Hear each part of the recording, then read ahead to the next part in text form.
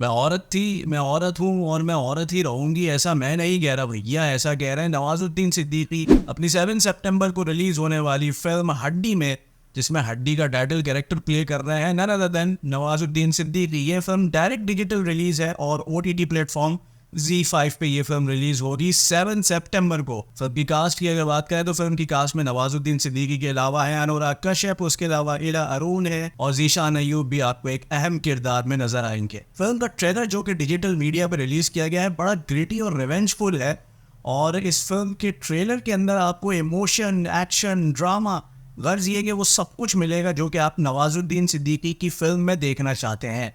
इस फिल्म की एक और भी खास बात है, वो ये है कि नवाजुद्दीन सिद्दीकी और अनुराग कश्यप दोनों का कनेक्शन जब भी कभी बड़े स्क्रीन पे या स्क्रीन पे नज़र आता है तो वो बहुत ही कुछ बेहतरीन चीज़ लेके सामने आता है।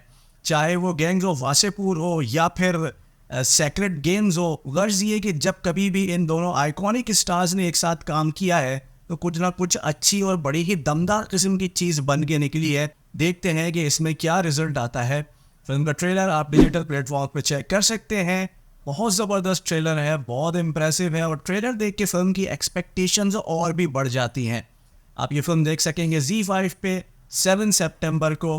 And at the same time keep watching हम फन का। चैनल को लाइक और सब्सक्राइब करना मत भूलिएगा। मुझे कहते हैं ज़िया सिद्दीकी।